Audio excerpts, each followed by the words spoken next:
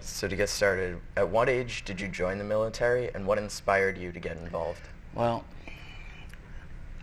back in 1952, 51, I graduated high school, and 1952 I was drafted. At that time, I wasn't going to college, so there was about 14 of us right from my hometown. We all got drafted at the same time. We didn't go to college, so Uncle Sam grabbed us right away. And being drafted into the service. It was an experience that I will never forget.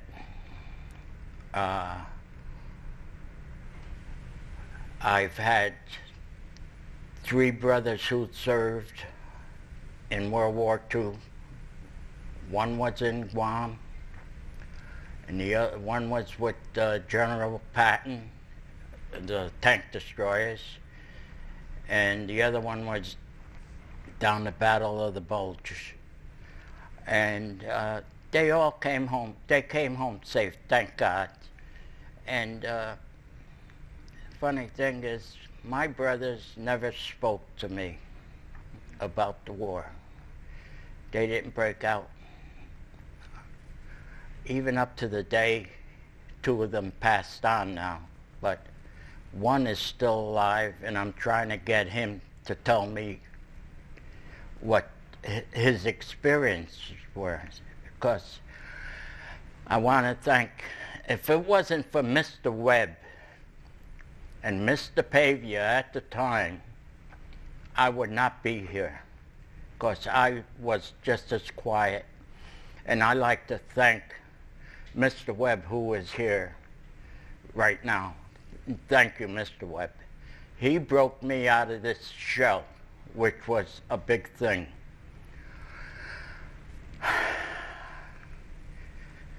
And that's how I became of this. Serving in Korea, we didn't have much training. Usually you get 8 weeks to 16 weeks of basic training, but we got 6 weeks, and I think it was another 6 weeks of other training that we got, and that was it. And before I knew it, we had our orders to ship to Fort Lewis, Washington on a delay en route. They gave us our tickets, but I only had maybe 4 hours to get home from Fort Leonard Wood, Missouri, see my mom, my dad,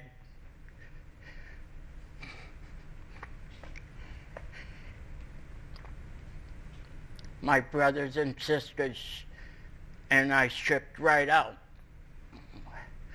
Went to Fort Lewis, we got all our shots, and I was all new to this. I was still wet behind the ears. There's nobody but yourself to take care of. Not running to mommy or daddy or your older brothers and sisters and say, what do I do? No, you had to make all your own decisions. You had to take care of yourself. Nobody's going to take care of you. So that was one of the things leaving home. Next thing I know, we were on a ship going to the Far East. Took us 26 days on a ship because going over, I remember we lost a screw on a ship and I had to go into Hawaii. Well, we were a little happy on the ship. We said, hey, we're going to Hawaii. Maybe we could get off. No way. They pulled in. They got that ship up in the air. They changed the screw. And right across to Korea. Got in Korea was in February. It was cold. I says, oh, well, you know, we had field jackets, but we didn't have all our equipment. And we landed in Sasebo, Japan, got off the ship, went through Quonset huts, got our equipment, our Mickey Mouse boots, which were thermals, and all our warm weather clothing. Walked out, got the duffel bag, threw it over our shoulder, went up the gangplank, back on the ship, and right over to Korea. We landed in Incheon, and you know, Incheon, you cannot get close to the shore. So we had to go over the side, get in LSTs, and they took us in. Well, like I said, here I was, still a baby, still wet behind the ears, didn't know what was coming on. And they says, okay, everybody get up here. There was snow. We had no sleep on the ship. So we're waiting for these trucks to come. And I fell asleep in the snow. It was snowing. And I just went back. I slept on a boulder this big. Never felt it until the guys woke me up. They said, Pete, come on. The trucks are here. I got up. I had an indentation in my back. I won't believe. The guys start laughing. But it was cold, and we got on a troop trucks. They took us up to the front lines. We went up. I remember us going into a camp, and from the camp we got off, and then we got our ammo and everything, and our weapons, and we had to march up the mountains.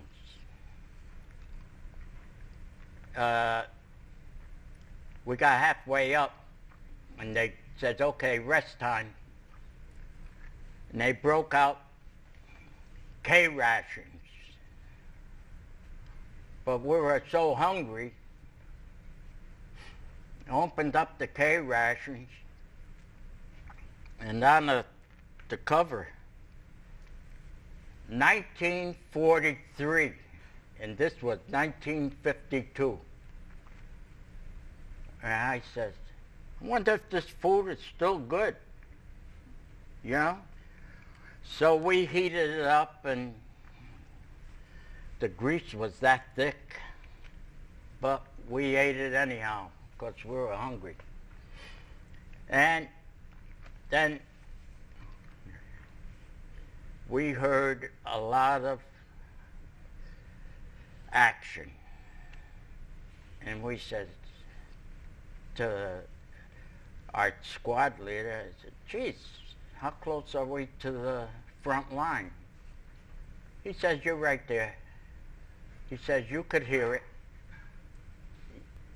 He says, if you could hear it, it could reach you. I said, thanks, you know. And all of us, you shake. And the snow is getting heavier and heavier. And the noise just went down. There was no more shooting or for a while because it was so heavy in snow. And we got up to our bunkers, and thank God we had little sternos, and you had to light the sterno in the bunker. And we get back out because now you had to go out and go on guard duty. Make sure nobody's coming up. So in Korea, we only stayed out 2 hours. That's all you could stay out. Even though you had your Mickey Mouse boots, your long underwear on, your fatigues, and your heavy coat, and you still felt the cold. And the action was right there.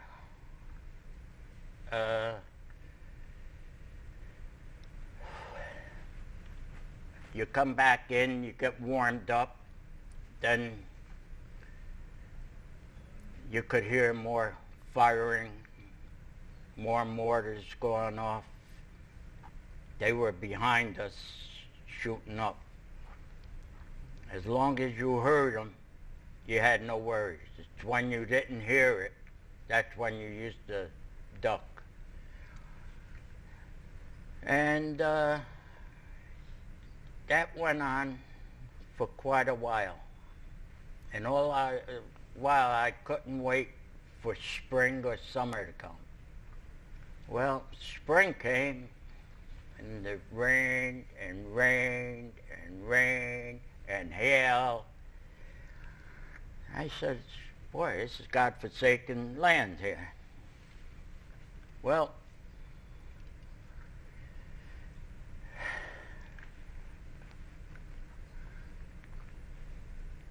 after that, you know, you got used to all the noise up there. And then comes springtime with the snow, the rain and the snow mixed in. And then it started to get nice weather. And all of a sudden you start hearing music. And you could hear, like in World War II, they had Tokyo Rose or whatever her name was, saying, "Hi, soldiers. Isn't it nice to be here?" And talking garbage to you to bring your morale down. Well, we were all up on the front line, and then we would hear more music, and they tell us, right on cue, she would say, all right, we're going to attack you tonight. They tell you, right over the loudspeakers, over the mountains. And at that time, we didn't know what mountain we were on. But GIs have a way, I don't know whose idea, but we were on Harry, Post Harry, which was a high mountain, and we could see the next mountain, which was called Old Baldy. And Old Baldy, they called it that because so much fighting took place on that mountain that the whole top of the mountain, there was no trees, no grass, no shrubs, just dirt and stone. And then on the other side was a hill called Jane Russell Hill. Well, we said, Jane Russell Hill, how the hell did they get this? Well, don't take me too serious on this, but it's a little funny. Jane Russell was an actress in Hollywood and known. She had big busts. So one side of the mountain went like this, and then it went back up like this, and that's how they got that name. And we said, geez, how the heck they could think of something like this in the time of trying to save your life? Well, getting back to the music and the sounds, and they would say, GIs, we're coming and get you tonight. And I said, covered with snow, you know. But the other guys would say, you watch, you know, some guys that were already there that I got into that company. I said, just be on your toes, soldier. All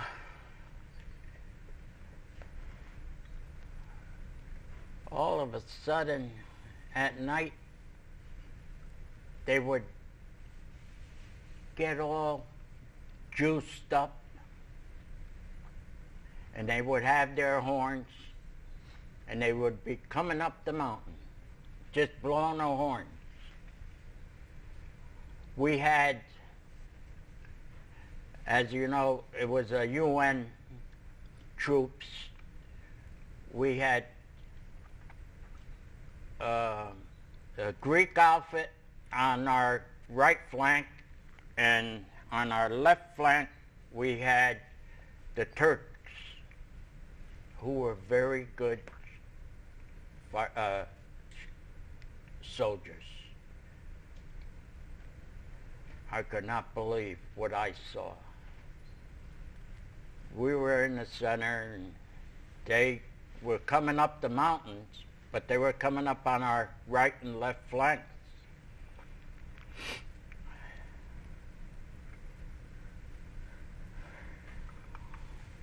And we were in the center. I could remember a volley of shots going off. And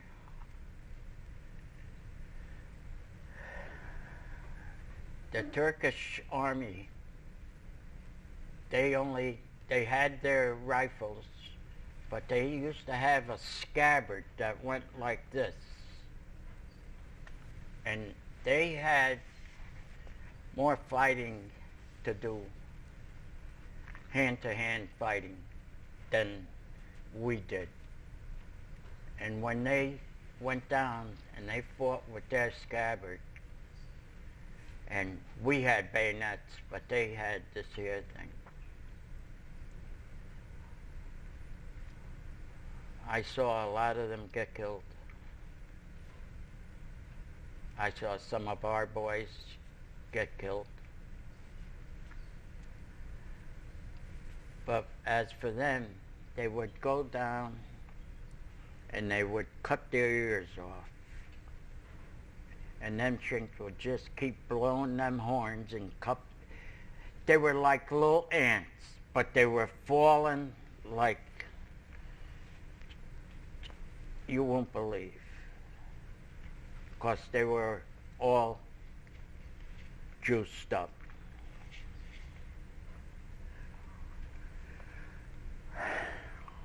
Then that would all slow down. We get all our stuff together. And my company, we pulled back. And we pulled back about, 15 miles off the front lines. And they had tents where we stayed in tents, and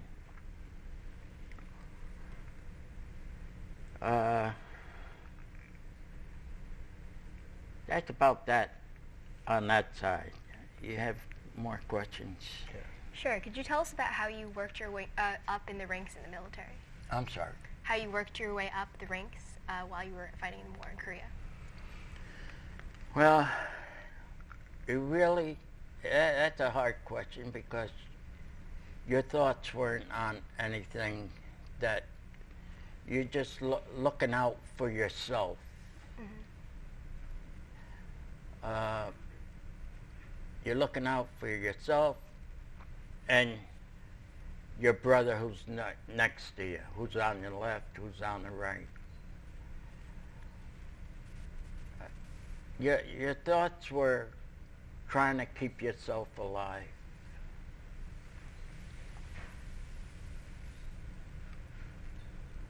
That's about that on that. In all, there were 16 United Nations countries that joined the South Korean forces in the Korean War. Was there ever any miscommunication or dispute between the different groups? Well, the only one that I could really say, I don't know about all of them,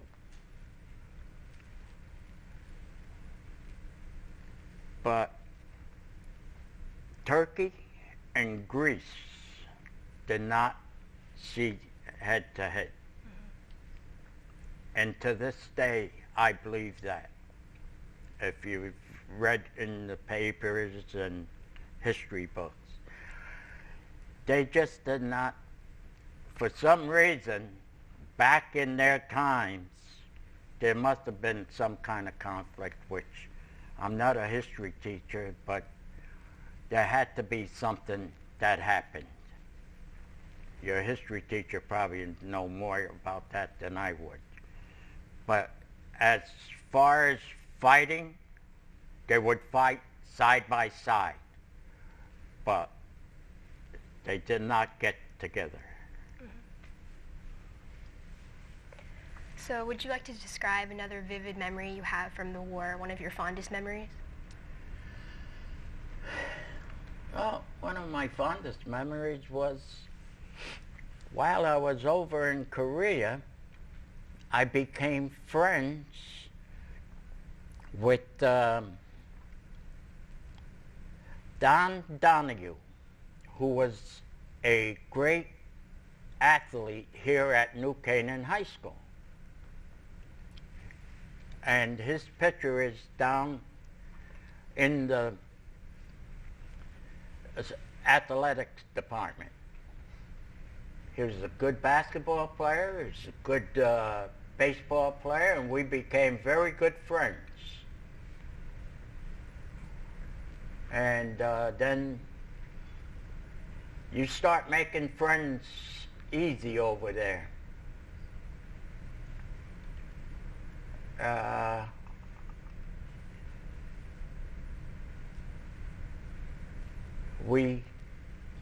I still keep in touch with him. He's out in California. And when we got out of the Army, we got together and we decided to go to a college up in upstate New York, State Teachers College. Well, it didn't last. We got there, we stayed 2 weeks, but we were not set for college. So we came back home. And we shook hands. Q came back to New Canaan, and I was from Port Chester, New York. And I didn't know what I was going to do. I was not set for any set of time. I just couldn't get my body going there. Then one day, my brothers and my father were going to work, and my father told my older brothers, "You better talk to the baby. We're going to work and he's just coming home."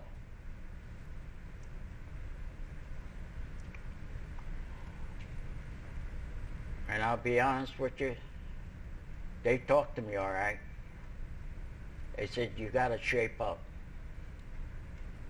You can't go hanging out in bars."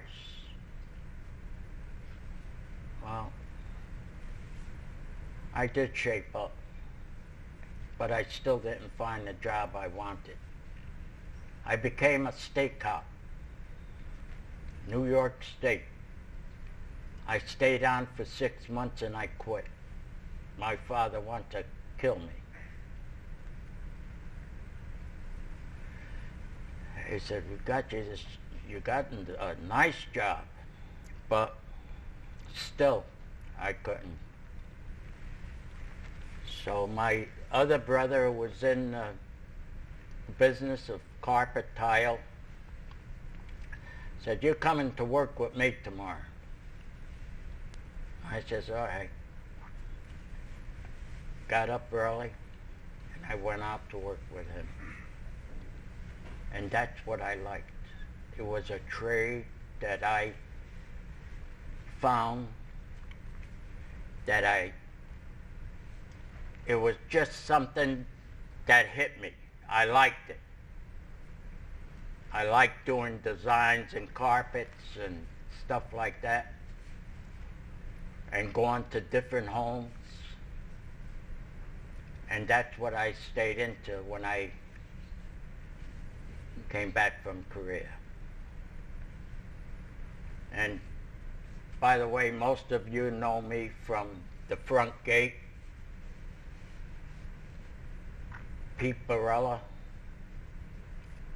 I'm sorry I didn't give it to you at the beginning of this. And I was from Port Chester, New York, and I came out of the service as a staff sergeant.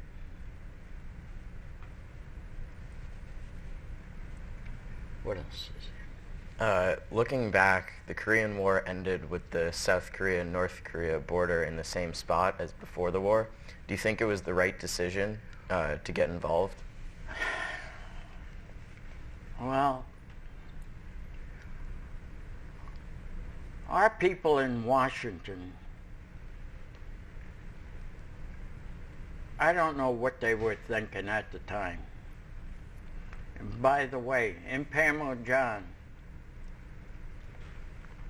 the 10th Combat Engineers, we worked at Parmesan building the buildings over there and putting the barbed wires up. But for that kind of a truce, and we've lost a lot of men, a lot of Americans lost their lives there. For what? I still can't understand it. Just like these other wars. If you're gonna go over it somewhere, do the job right.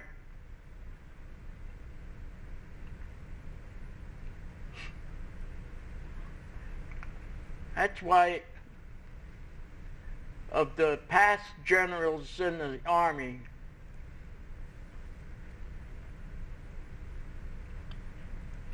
they didn't take no crap.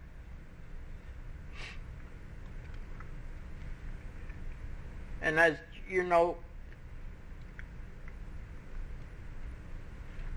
General Eisenhower became your president, and he was a great general.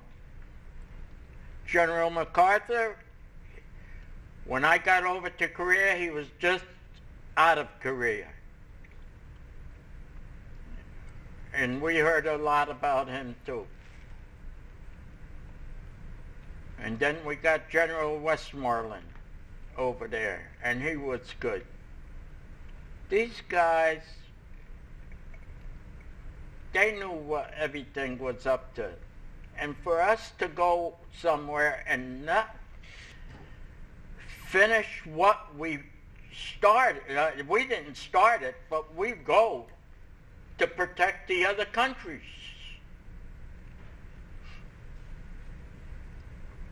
And we lose a lot of boys and a lot of women, a lot of nurses, and especially in today's service. When I see these boys on television come back,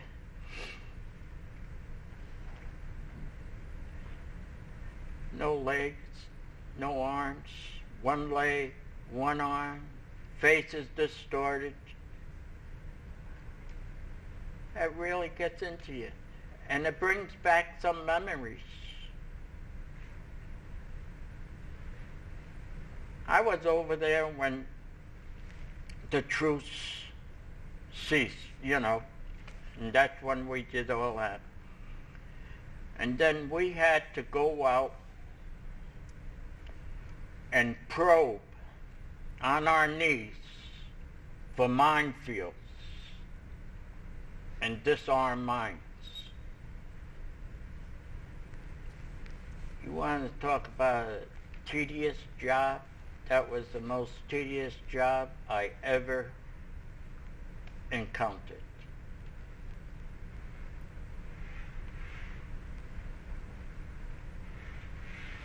You hit, once you touch it, you gotta disarm it. Get a pin, put a pin in.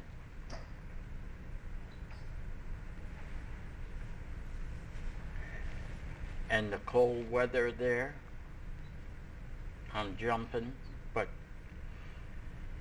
these are things that just jump into the mind. 40, 30, 40 below zero, not above, below zero. You can't even feel it's so cold. I've seen one of our boys, you know, who was in our company. He was out on guard duty, but for some reason he left his cap up, didn't cover his ears,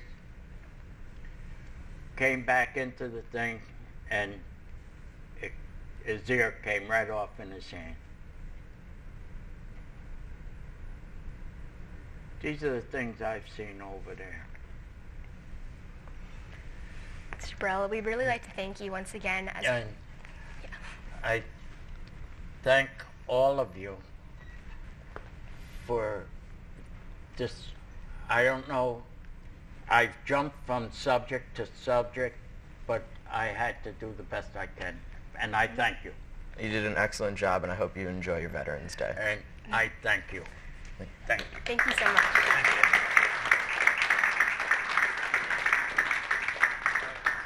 Thanks, Pete. And you know, we only have a couple minutes, but we probably have time for one or two questions if people want to ask from the audience. Sorry, Nick.